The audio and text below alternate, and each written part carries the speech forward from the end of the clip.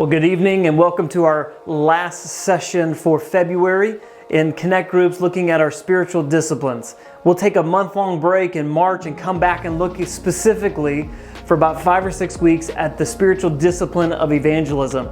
But for tonight, we're going to close our rhythms and habits of spiritual disciplines, focusing in on fellowship and worship. Fellowship and worship. I think the first things that may come to your mind are what takes place on a Sunday morning. And I don't want to say it, but it's possible you have limited fellowship to the coffee and donuts we serve every Sunday, or worship to only what happens between 11 a.m. and 12:10 p.m., or hopefully not later if I've preached too long.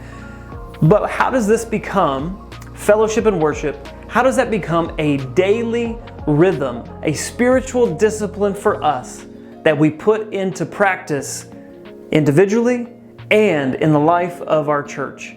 As we consider what Jesus teaches about worship, He doesn't want us to worship God in vain with emptiness. So instead of just outward worship, God desires our heart to be engaged, our soul to be engaged, our spirit to be engaged in worshiping God daily. We would see as Jesus interacts with the woman at the well.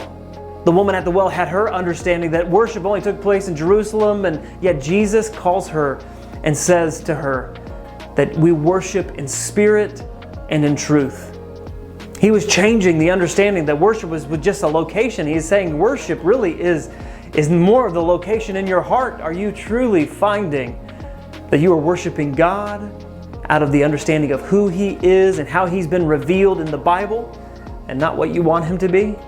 But are you also recognizing the Spirit's work in you that's pointing you to God and God alone?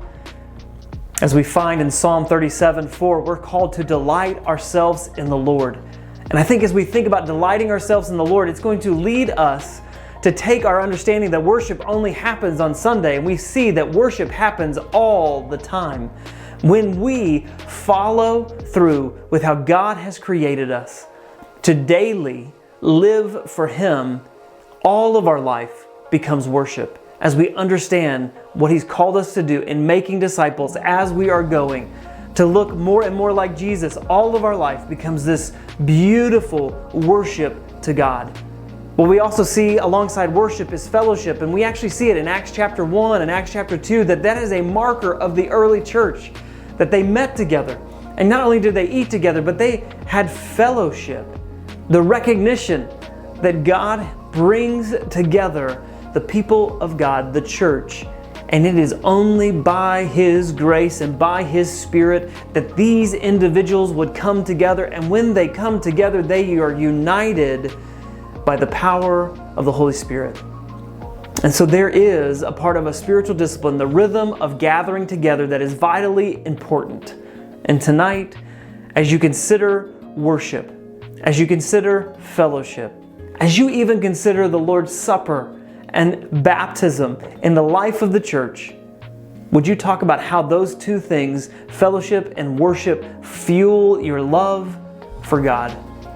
As you talk amongst your group tonight, continue to be open and honest about how you can take the next step in your fellowship and worship to look more and more like Jesus. Have fun discussing.